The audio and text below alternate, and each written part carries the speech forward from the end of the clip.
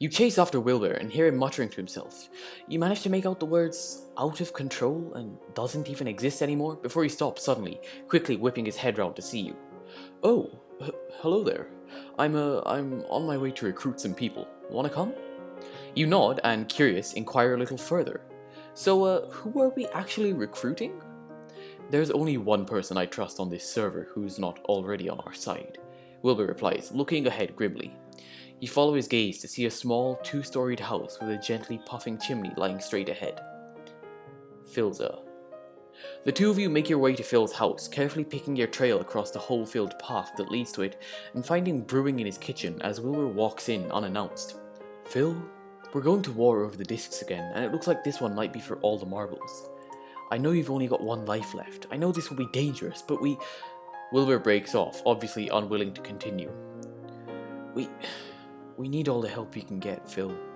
I don't see us winning this one, I'll be honest, and it's gonna go down no matter what. I'm only asking you this out of desperation.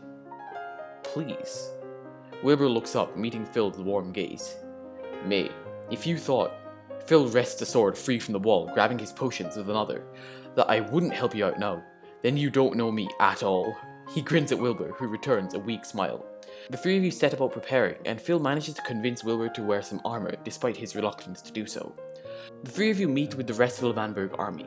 Despite their ragtag armor and general shabby look, an air of pure determination and gritty camaraderie is in the air, as the citizens prepare to fight for their land one last time.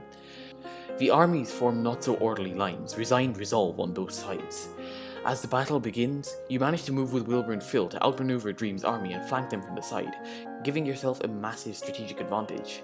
Things are looking good, the battle is in your favor, until Dream gives a loud whistle and 4 more men rush in for backup. You see a man in a spotted red and yellow balaclava dart in front of you, breaking through your lines to reinforce Dreams and heavily outnumber you, almost 2 to 1. You and Wilbur seem to realize this simultaneously, and you look to Phil for help. To stay in the flanking position would be a death wish, and an escape is increasingly getting harder to pull off. This is a tricky one. Hey, tell you what, I have an idea.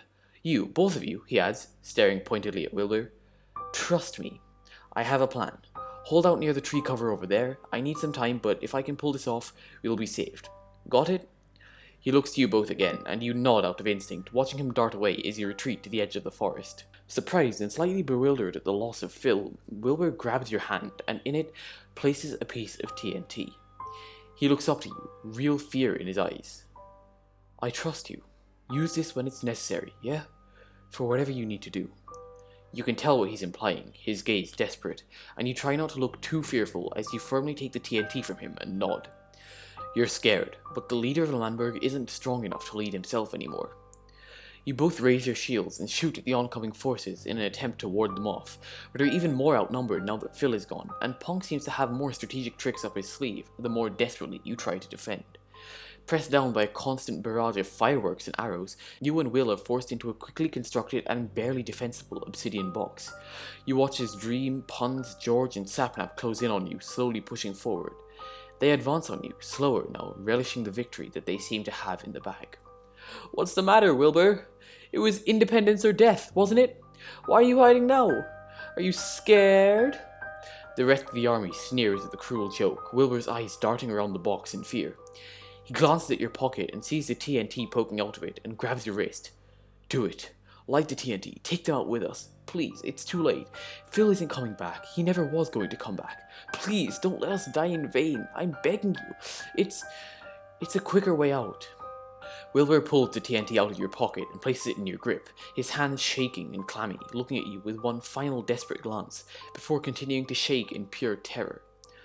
You look down at the red and black sticks. Using them now is sure to kill you and Wilbur both, but will also send the overconfident army sky high and dead to rights. Phil still hasn't come back, and he did say he had a plan to rescue you. What will you do? Kill the army before they can reach your place of hiding and sacrifice yourself to win the war? Or hold out, waiting for Phil's promised assist, which might never come, and risk dying in vain?